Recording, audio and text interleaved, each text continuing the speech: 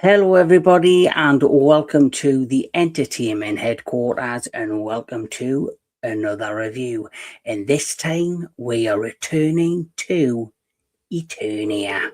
That's right, Eternia, after being in development hell for nearly 3 decades, we are finally getting ourselves another Masters of the Universe live action movie.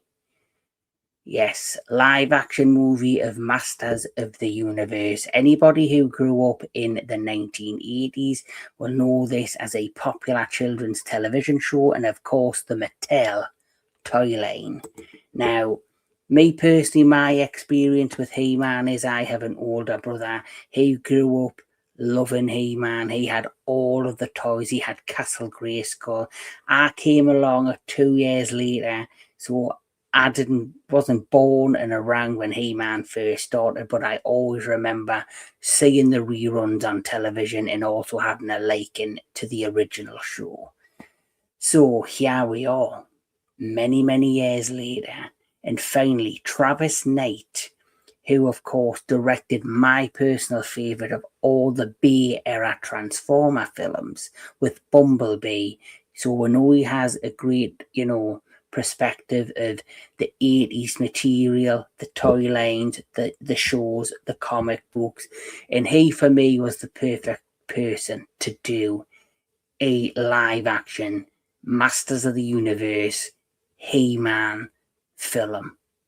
And his version of Masters of the Universe, I went into this film not knowing what to expect. And what I'll say is there's a lot of good, but there's also a little bit of bad. So let's get cracking and talk about He-Man, or should I say Masters of the Universe 2026. So Masters of the Universe is a sword and sorcery film based on the media franchise by Mattel. It's the second live-action film adaptation after the 1987 film. This was, like I say, directed by Travis Knight. It was written by Chris Butler, Aaron Nee, Adam Nee, and David Callahan. So quite a lot of writers there, and that for me is quite telling, because it means you had a number of people that had a number of ideas, and maybe something didn't work, something did work, and they had to bring other people in to try and figure out the things that did work or didn't work and correct it all. The film, of course, has quite a large cast, but the main cast members for me are Nicholas Galitzine, who plays Prince Adam, aka He-Man. Jared Leto, of course, is Skeletor, or should we say, the voice of Skeletor. And then we have, of course, Idris Elba as Duncan, aka the Man of Arms. We have Camila Mendes is Teela, and then we'll have Alison Brie as Evil-Lyn. So they, for me, were the main cast members. There's so many other amazing actors in this, but they are the main focus for me for my review. So the film starts off with this amazing prologue. And the prologue starts off where you hear the voice of Prince Adam telling his backstory of Eternia. And you see like this huge sequence with young Prince Adam, who's like doesn't fit in with the other kids, doesn't fit in with, the other Eternioses, or I think it was the Eternioses or something is the name that they were naming the people on Eternia. And so he feels like he doesn't fit in, and he's got to go through training. His father, the king, is very tough on him, very, brutal on him, wants to make him a real man, and like he believes he's too soft, wants to toughen him up. And then tragedy strikes when, that's right, Skeletor and his army descends on Castle Grayskull to capture the power, which is believed to be in the Sword of Power. So him and his forces decide to invade and try to destroy the city, take control of the Power Sword. And of course, during the struggles and these epic battles, which the battle at the beginning of this film was brutal, especially this battle between Trapjaw and the Man-at-Arms, aka Idris Elba. Honestly, I was completely blown away with the action straight away at the beginning of this film. As Prince Adam's telling the monologue of how how he is, about his world, about his planet, about he loves, how the beauty of it all, and then the story of how he came to be. It's just brilliant, really eye-catching. So really straight away, Travis Knight did a fantastic job with capturing you and pulling you straight into this new world of Eternia, and it worked beautifully. Beautiful colours, beautiful sets, lots of green screen, lots of CGI, but your eyes were just taken everywhere, and it was beautiful. And then suddenly Prince Adam, he is sent by the sorcerer to Earth. And, Prince Adam, just like in Eternia, does not fit in on Earth. He's living like a mundane job. It's 15 years later after the events that transpire. And after 15 years, he still has, a desire to return to Eternia. So that's one thing I found really interesting and really, fun about his character right off the beginning. You see him as a young boy, his father's tough on him. He doesn't feel like he's fit in. He's then, for his own safety, with the sword of power, is sent to Earth for his protection and to protect the sword. But he still has memories. He still has a desire to go home to Eternia. He's working in this ridiculous job in HR, and all us humans think he's nuts because he keeps fantasizing, daydreaming about being home in Eternia. And all of the characters that we know and love, he draws images of, he draws pictures of, he draws, Castle Grayskull. He's got it on his back wall, a hand-drawn picture that he's drawn. He's got pictures of Teela, pictures of Man of Arms. He gives them all their names, like, Ram Man, Fisto, he gives them all their names. And all of this happened, and then one day he does find the sword. And once he finds the sword, that's where the story picks back up, and he is then reunited with all the loving characters that you know from the original animated show, from the graphic novels, from the whole Masters of the Universe mythos. You're introduced to a majority of the main characters from the show, from the, of course, like I say, graphic novels and games and all of that to do with the Masters of the Universe franchise. And this is where you basically go on a long journey with him, of him going on like this journey of self-discovery, of trying to, figure himself out. He's returned to an Eternia that wasn't the Eternia that he left. It was a beautiful paradise. Now it's like a desolate, destroyed, post-apocalyptic world, thanks to the power of Skeletor, who is just run amok across all of the world of Eternia. And throughout the story, you then see him develop and grow from this really charming, nice guy to now this very confident, strong warrior. And once he gets his hand on the sword, and he finally remembers the words, he then, of course, transforms into the beloved He-Man. And the whole story continues on where it's him and the rest of the amazing cast members and characters trying to finally defeat Skeletor and to save Eternia. So, amazing beginning. The beginning of this movie just captures you and suckers you right in, and it brings you straight to the forefront of the world and the characters. Then it slows slows down. It slows down, and the pacing, after that point, it's a bit up and down. I think this movie, it's 2 hours and 50 minutes. I think they could have cut a little bit off this film. I think it is too long of a movie for what it is. That's one of my negatives. The positives. The positives of this movie is as followed. Nicholas Galitzine as He-Man, Prince Adam, he's fantastic. I didn't know if I was gonna like him. I didn't know going into this if I could gel with him as Prince Adam or He-Man. But as his story progresses and you see him as this nice guy who had this dream of returning home and then seeing his destroyed world and then seeing what Skeletor's done to his family and to everyone around him, and then see him like grow like this confidence and have this now fulfillment and purpose of wanting to regain the Eternia back to its glory. Fantastic. And he's a charming actor. I thought he did a fantastic job as Prince Adam, and of course as He-Man.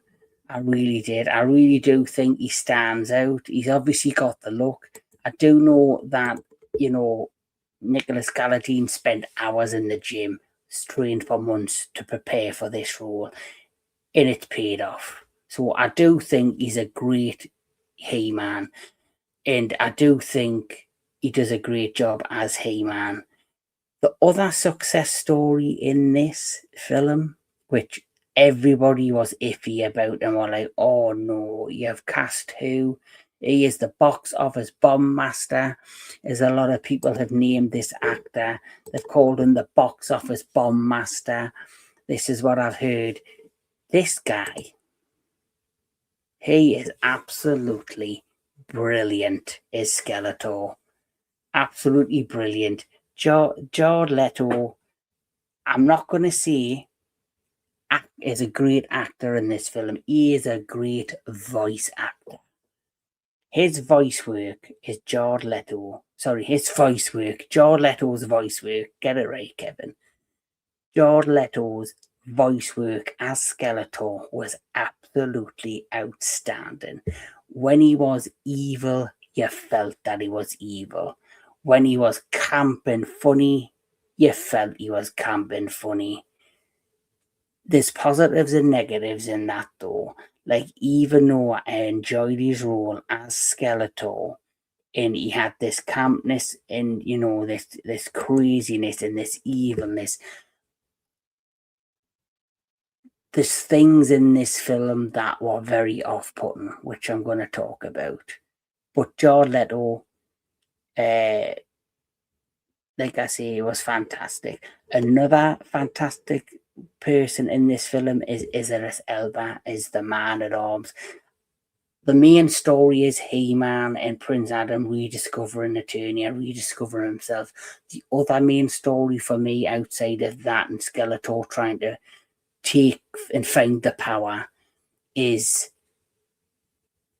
the story of Man-at-Arms, who was this celebrated protector of Eternia, who feels like he's failed and let his people down, to him now having to rebuild himself and find, himself again. And it's actually like, it works out brilliantly, because as Prince Adam, aka He-Man, is trying to, prove himself, or trying to, discover who he is as a person and where he's going to fit in Eternia, you've got, alongside that, you've got the Man-at-Arms trying to regain, himself after he's failed once. He's now trying to, wants to not fail a second time. And his chemistry, Man-at-Arms and Prince Adams, is really great in this. You can really tell that Idris Elba, and he really was like a father. He comes across for me as like a father figure to Nicholas Galatzine's character. So Nicholas Galitzine, and Idris Elba, their chemistry is fantastic in this. It really, really is. I really think they work really well together.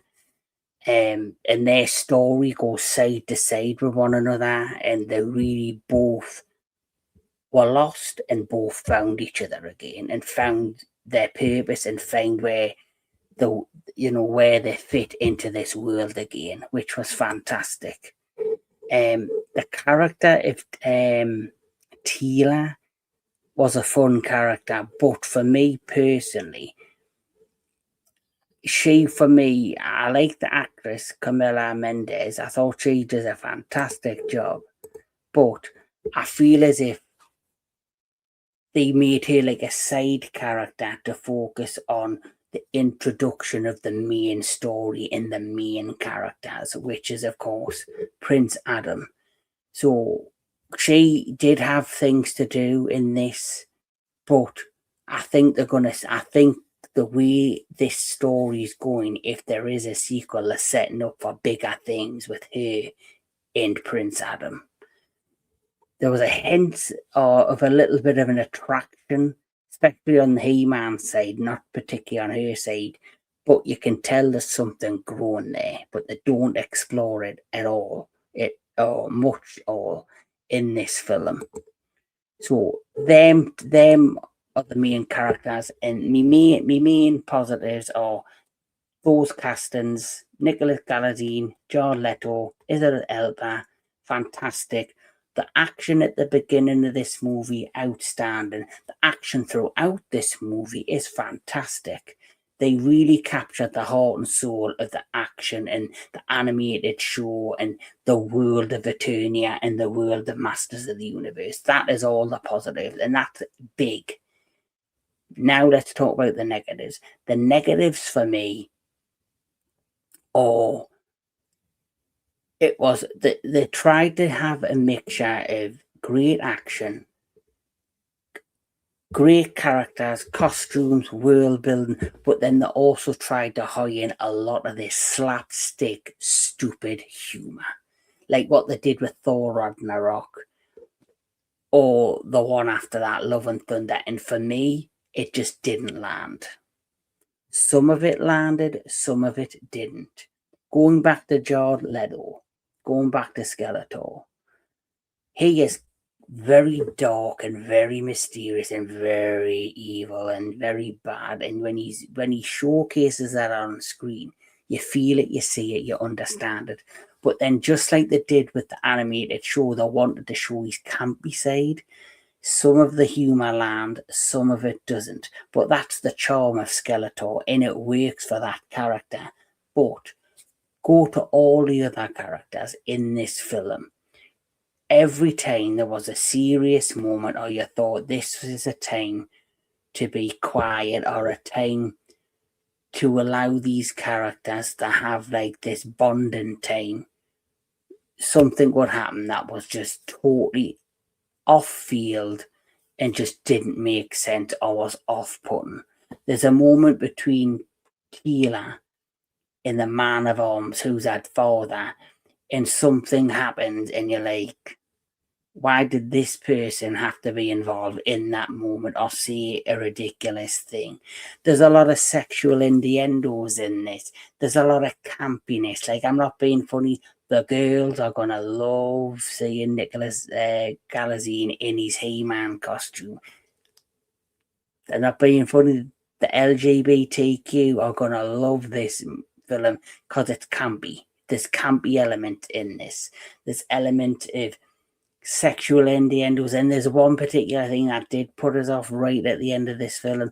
There's one particular moment between Skeletor and Prince Adam where Skeletor sees something and it just comes across so like he has an attraction to He-Man, which, as you know, there's that running joke that He-Man and Skeletor are secretly in love with each other. That is like a camp thing that people said years ago, and it's like a running joke within the franchise.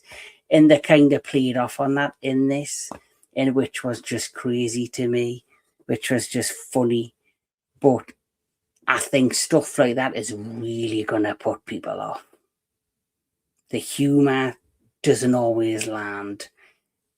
Going back to what I said before, the pacing of this movie can be amazing at one point, then it can drag for a bit, and then 2 hours and 15 minutes, I feel as if they tried to cram in as much as possible to make this a big splash of a movie. And how I'm hearing and what I'm hearing is the movie isn't doing that well at the box office. Apparently, it's opening weekend, it's on day 2, it opened on Friday or Thursday, it's now Saturday. It's only currently what I've read, just off, what I seen on Wikipedia, it's only made like 12 million, and it cost 150 to 250 to make. So, do I think this is going to make a profit? Hopefully at least makes its money back and makes a little bit more. But they're me negatives. I just think the humour didn't land. The pacing is mixed, and it's 2 hours 15 minutes, and I do believe it should have been a shorter film. But the main cast members do fantastic. Oh, speaking of cast members, this is one of my other negatives. I need to mention this. You have Alison Brie as Evil-Lyn. I just think she is a complete miscast. I just think she does not work as Evil-Lyn for me. I'm sorry, but she's a nice lady, talented actress. I liked her in the movie Together, what she did with her husband, Dave Franco. So, of course, Dave Franco, who is her husband, who they both produced the movie together, enjoyed that movie. But as Evil-Lyn, I just don't see it. I didn't feel it. I just couldn't gel with her as the character. Every other actor, every other character that I saw in this movie, I thought fitted the roles that they were given.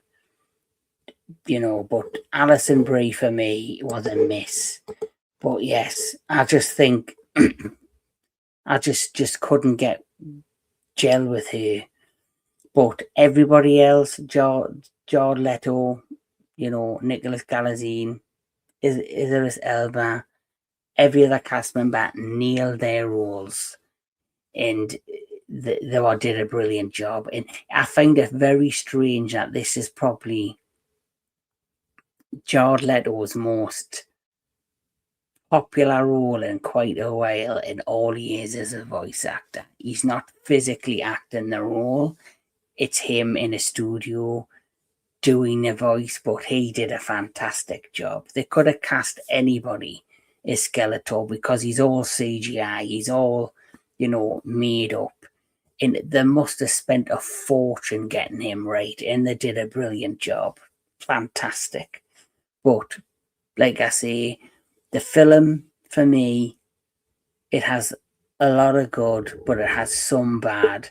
And I think if you're a fan of the campy 80s television show, and it's a show that you grew up with, I think you'll get a kick out of this. If you're a fan of the 80s toy line and you see your characters that you bought as a child and you played with the little action figure, and they're physically in front of you on the screen, it's going to blow you away. Where it's going to get a mixed bag and it's going to, really herald the success of this movie, it's going to be the general audience. There's the reviews are mixed between good and bad. There's a number of fans that love this. There's a number of fans, I think, that don't like this. There's a lot of the general public that I think are not going to like this. And I think there's going to be a lot that will like this. So it's a 50-50 bag. But this is the first of a new Masters of the Universe. Now, all 3 post-credit scenes. And they're clearly setting up a massive story and a massive continuation and a massive, shared universe. And like I say, now that we've gotten past the introduction of a new He-Man, we then can develop stories beyond being introduced to Prince Adam, aka He-Man. He's now been established. He's now in Eternia. He's now confident. He now knows who he is. He's now knows and is happy to be home. Teela now can be fully developed. Man-at-Arms can now be redeveloped and given stories. Introduce characters from the animated show and the toy line that weren't in the initial first movie. There's one particular character which I know everybody wanted in this that didn't make an appearance, who hoped he will make an appearance in a sequel, if there is a sequel. And of course, we need more Skeletor. And I guarantee you there probably will be more Skeletor if this is granted a sequel. But like I say, there's more positives than negatives. But the negatives that are in this film, I think, may deter people to go see it or wait for streaming or just generally not like the film. But I, for the most part, liked it because it was a part of my childhood. It felt like taking it from the animated screen and put it onto the big screen in live action. And this is probably the best of what we could have hoped of after 2-3 decades in development hell. And I think Travis Knight did his very best. So with that said, I'm going to give this a rating of 6 out of 10. Because like I say, as much as I love the positives, those little nitpick negatives have kind of, got me feeling one way I'm loving it, and then the other way it's annoying us. But that's just me. That's me being honest. But 6 out of 10 for the Masters of the Universe. Like I say, I've mentioned me positives. Idris Elba, Nicholas Galitzine, Leto, fantastic. They got the world completely right. The action is fun. There's lots of excitement, a lot of great sequences in this. The negatives are, didn't like Alison Brie as Evil-Lyn. The humour is just off-putting. They need to maybe change that up if there is a sequel. And I think the pacing is a bit mixed, and I think the film is a bit too long for what it is. But if you like He-Man, hopefully you're gonna love the Masters of the Universe. But that's just me. Keep on enjoying your movies, keep on enjoying all things entertainment, and I'll catch us all at the next one.